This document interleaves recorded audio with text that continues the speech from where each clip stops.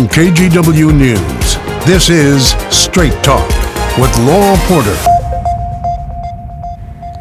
Hello and welcome to Straight Talk. I'm Laurel Porter. This year we prepare to say goodbye to Portland's current form of government, one the city has functioned with for more than 110 years. In 2022, voters decided to switch from a commission form of government to a city manager, city administrator style, starting in January of 2025. It's a dramatic change, and now the city's racing against the clock to meet that deadline. The way the mayor and city council work is going to look a whole lot different. The city council will triple in size. Instead of 4 commissioners who head up bureaus, there will be 12 commissioners. They'll be elected from 4 different geographic districts, each represented by 3 commissioners. Only the mayor and the city auditor will be elected in a citywide election, and the mayor will have no veto power. The council members will no longer head up bureaus as they do now. They'll be focused on policy making. A new city administrator, appointed by the mayor and confirmed by the council, will handle bureau management.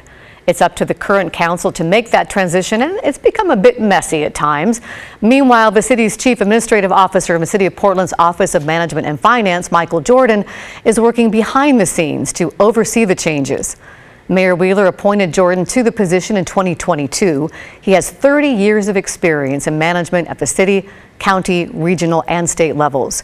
He was previously the director of Portland's Bureau of Environmental Services for 7 years. And before that, he was a Clackamas County Commissioner and Canby City Administrator.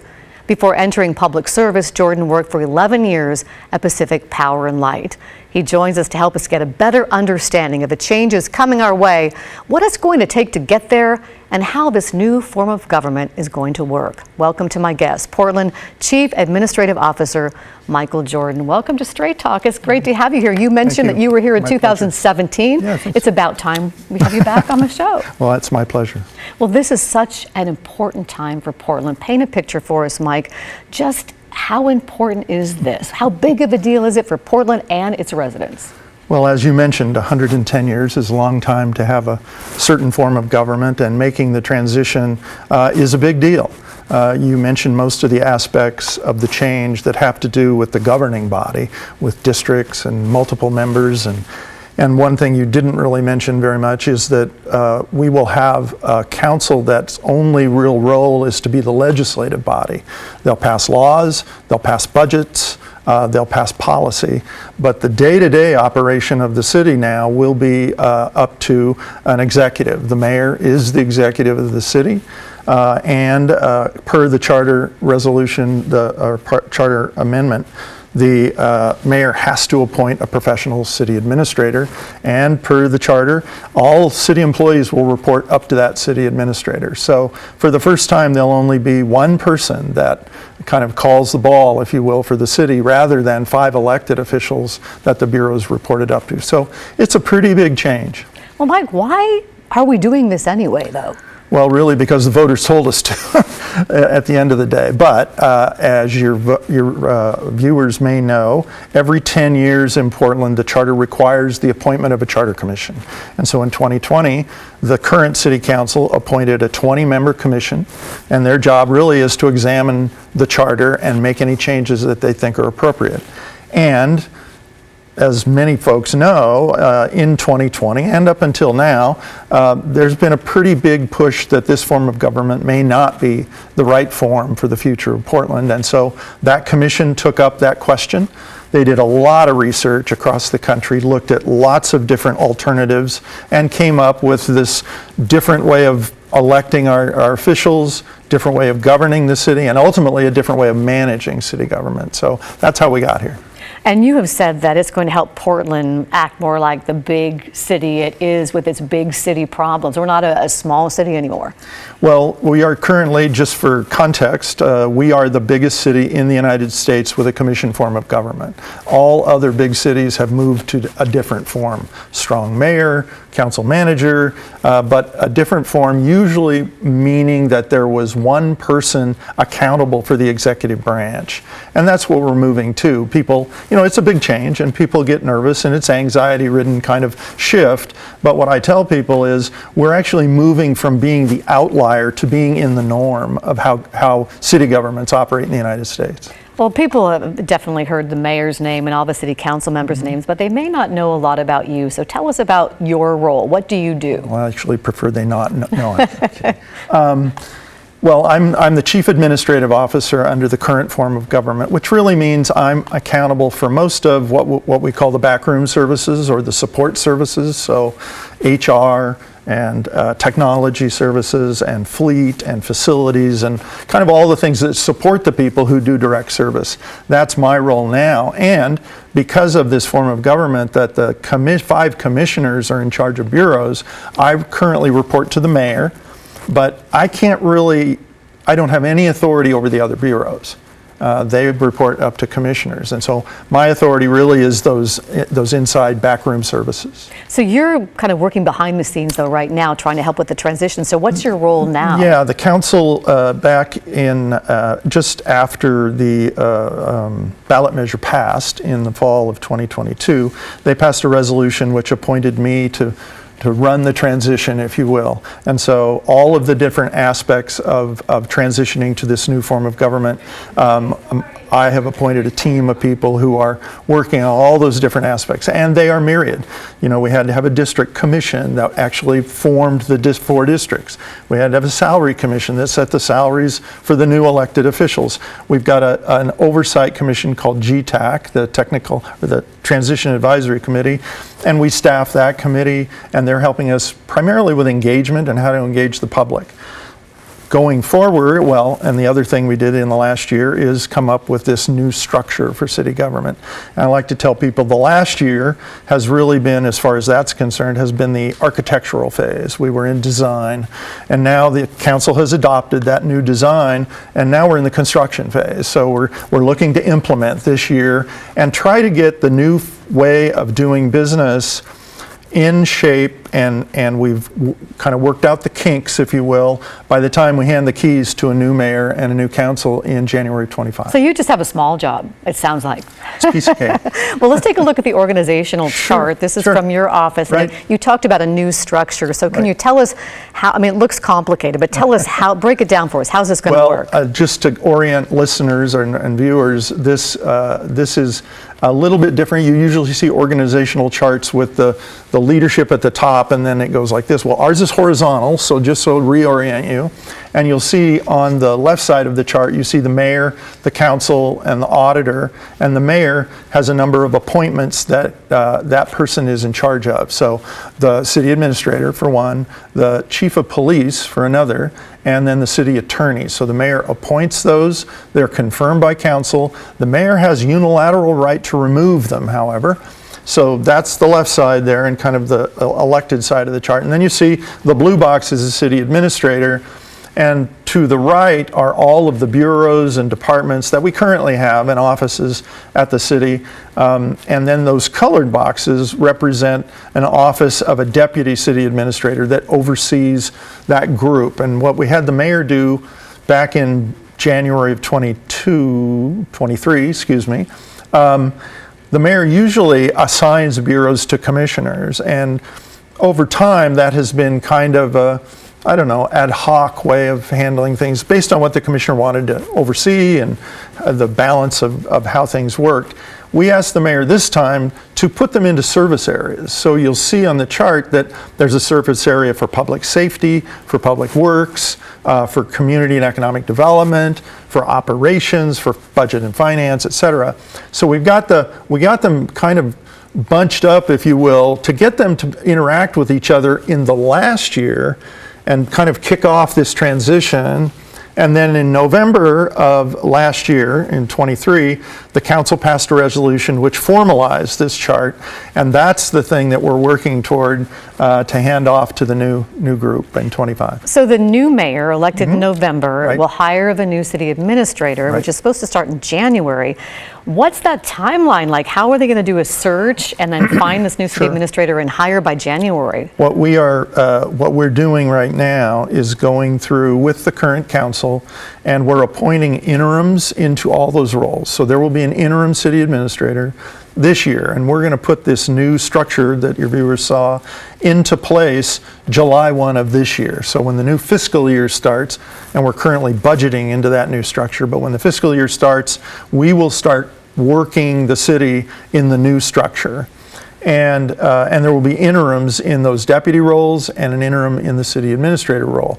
So at least as things go now, we'll see what happens, but if I'm in that acting city administrator, interim city administrator role, the day after the election, I'll be calling the mayor-elect and saying, probably your most important decision, your first term, will be to hire the city's first city administrator.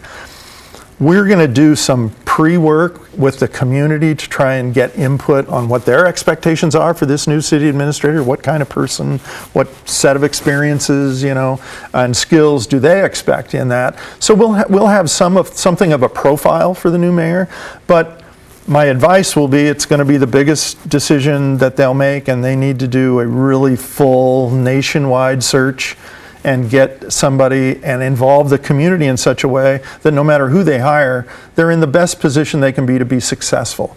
That will take probably 4 months, maybe 6, depending on how it goes. And so there'll be an interim city administrator that sits in the chair. That mayor may not be me. So what's it going to take? It's up to the mayor. The mayor, the It's up to the current mayor. mayor, or No, the new mayor mayor-elect will decide whether you're the city administrator, interim? Interim or not. Would you Correct. be interested in the permanent position?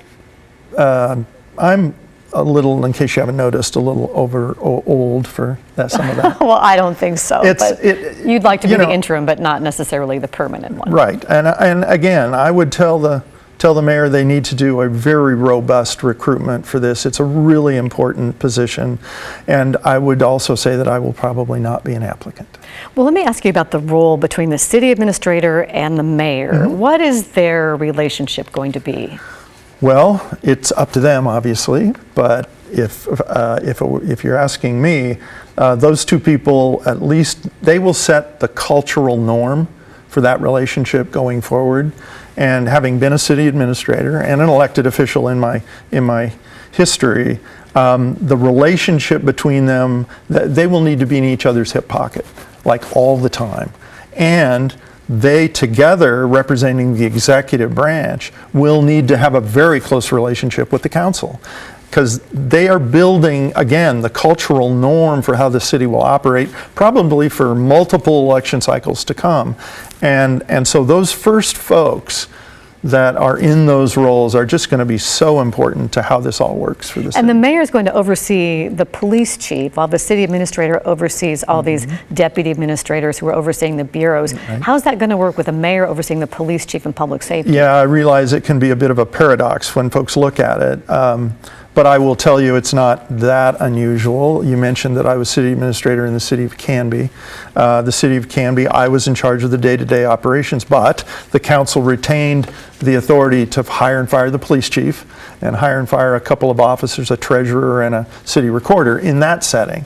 And so while it may be unusual for folks who are thinking about how government works, it's not unusual to have the elected body or the elected executive retain the authority, particularly for police chiefs. It's such an important role in local government.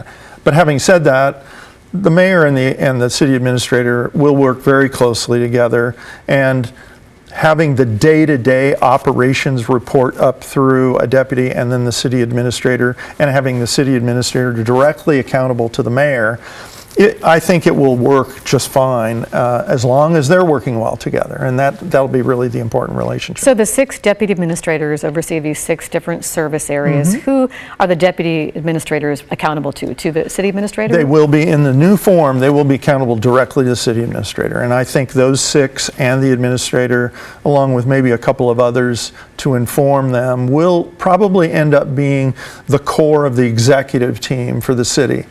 And I, if I could add a little bit, the current city structure is not all bad. We're really good at being vertical. We're really good at understanding who the boss is and what the boss wants, and that's all the way to the elected official at the top these days. What we're not maybe so good at is being horizontal. And really the important part about that is that most of the big problems we face are multidisciplinary, and it is almost impossible for one bureau or one office to resolve those really big problems. And we, by almost definition, have got to be better collaborators, we've got to be better horizontally, and we have to start seeing the city more as an enterprise rather than just a collection of offices and bureaus. And I think this structure will really help do that. And there may be some overlap as we move forward, maybe some streamlining. What does this mean for city employees? Because this isn't just about the mayor and the commissioners and the city administrator. This is about 7,000 Portland City employees. What does it mean for them? Do they face possible layoffs? Well, I'll get to that in a second. On the one hand, this is the biggest change that this city's seen in over 100 years, as you noted.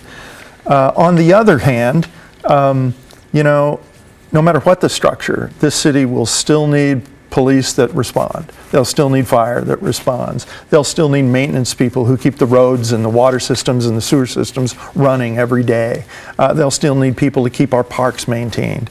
So for the vast majority of city employees, they will see very little change in their day-to-day life. But we are a political organization, and the fact that we all report to elected officials, politics is a huge issue for all of us who work in city government. And so people understand that there are big changes going on, even though it may not affect their day-to-day existence.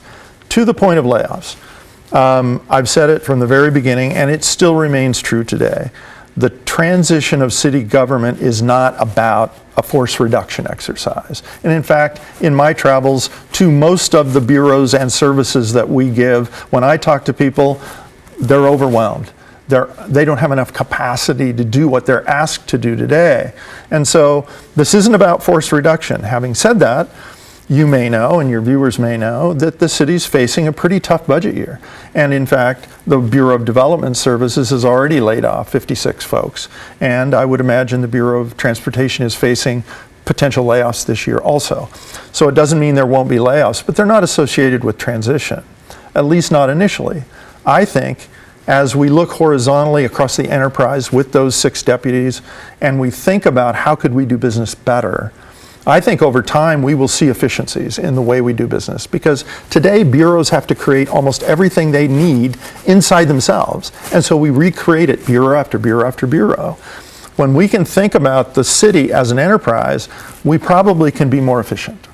Let me ask you real quick before we go to a break. We have 3 major candidates running for mayor. They're out ahead with contributions and fundraising. 3 current commissioners, Rubio, Mapps, and Gonzalez. What advice would you have? What piece of advice for the next mayor?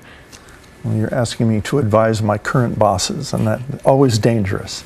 I think for any candidate running for mayor, the weight of being the first, as I said before, setting a cultural norm for how the mayor's office acts with the council, how the mayor's office relates to the management structure of the city, they will set a cultural norm. And so this first mayor will be incredibly important to the future of the city. Michael Jordan, it's time for us to take a break. When we come back, we'll talk about the ballooning cost of running this new larger city council and how the budget process will work to pay for it. And as we go to break, here's a look at the City of Portland's webpage, where you can find a lot more info on the big move to a new city administrator form of government.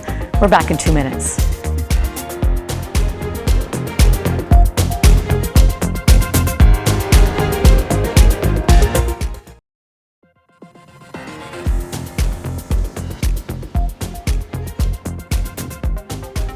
Welcome back to Straight Talk. I'm Laurel Porter. We're talking with the City of Portland's Chief Administrative Officer, Michael Jordan. He's the man overseeing the momentous change for the city from one form of government to another. It is a huge undertaking, and it's all supposed to happen by the beginning of next year. Mike, welcome once again. Thank you. Let's talk about the expense, because going to this new form of government, the cost is ballooning. Right now, it's my understanding that it costs the city about $11 million to run the offices of mayor and city council, and that's going to go up to closer to $25 million. And that's a lot more than voters were told that it would be around $5 million when they voted for this. Commissioner Gonzalez has called the high cost of the transition outrageous. How is that being funded? And help us understand the city budget process as we move from one form of government to the other, which spans a fiscal year, right? Sure. Well, let me start with the estimates. The City Budget Office was asked to make an estimate in the early fall of 22 before the election, and those were the numbers that voters saw. The assumptions, however, when the estimates were made, really had no idea about the change in governmental structure. They talked about going from 5 electeds to 13 and what that might cost. And so that's where the estimates came from, and there were no assumptions about the organizational structure changing because it wasn't part of the ballot measure. So what's happening now is that most of those extra costs are associated with a city administrator, deputy city administrators, the things that have to be staffed in the executive office beyond the mayor. And what we did for budget purposes to make the assumption about the 10.9 million, 11 that you mentioned for the elected officials, we are assuming that's the cost for the elected. So we're taking that and we're going to try to do it for 13 with that same amount of money that we're currently doing it for 5. And so that's what we're budgeting for. I'm not sure that the council will actually approve that because it assumes only 1 staff person for each city councilor and 5 for the mayor. And I think all the electeds that are there today believe that that may not be enough staff for the elected officials. So we'll see what they approve in the budget ultimately. The rest of the money, again, has to go with the structural change we're doing to city government, the 6 deputies, any support they might need, and then the city administrator and that support. And what we're doing for a budget purpose is, so I'll just give you an example. My position goes away. My position won't exist July 1st of this year. So we're taking the money that currently goes to my salary and benefits, and we're using it for the city administrator. And I have a deputy in my office that won't have a job either. So you're out of a job after July? My position will not exist. There'll be an interim city administrator, and the mayor has said he may appoint me to that. We'll see. But there won't be a chief administrative officer on July 1st. So we're taking those positions that are going away from the old form of government, and we're using as much of it as we can to help fund the new positions that are in place. We're not covering them all, believe me, but what will happen is we'll make a proposal for the budget, and then the mayor will take all the things that come from all the bureaus, and there'll be a mayor's proposed budget, which will come out in late April, and the council will then get to deliberate and have the final say of what they will actually fund, and they're the ones who have the final word on what we do. You mentioned earlier the Government Transition Advisory Committee, Yes. or GTAC, with 15 members. Right. Who are they? What's their role? Well, they're community members appointed by the mayor and confirmed by the council, and their role is to oversee really all aspects of the transition and primarily be our primary contact with the community. And they're helping us architect community engagement processes. They're helping us, they're advising us. We're going to talk next week about the budget that's being proposed, and is it enough to finish the work for the rest of the year, and the work that we're doing regarding the restructuring. So they're really overarching advisors on all aspects. And I understand people at home can ask for somebody from the GTAC committee to come to their group or organization to make a presentation, right? Yes, they are currently making presentations all over the city, and I don't even know the number that they've made so far, but that's their role as in part that they've taken up, and they're actually commissioned to be in existence through, I believe, March of 25. So they'll stay in existence clear through the new council and mayor. We only have about less than a minute left, Okay. but I wanted to ask you to kind of wrap things up for us, leave viewers with a final thought. Well, I think residents in Portland should be very excited about this. I think it is a true inflection point in the city's history. It'll take a little while for it to get, find its legs and run the way we'd like it to run, but I think it's going to be a huge cultural shift, and particularly having a city administrator who is ultimately accountable for everything the city does. What that does is it makes the administrator force accountability on everybody else in the organization. And so I think folks in Portland will find that this is a huge change in the way we deliver service. Michael Jordan, thank you so much for joining us. A lot to take in here. If you'd like to learn more, check out the city's website about the transition. And remember, you can request a Government Transition Advisory Committee member make a presentation to your group. And good luck Michael, with the transition. We've talked a lot about the city. We're going to talk about the county next week with Multnomah County Commissioner and Portland School Board member Julia Brim Edwards. We'll see you next week for Straight Talk. Have a great week.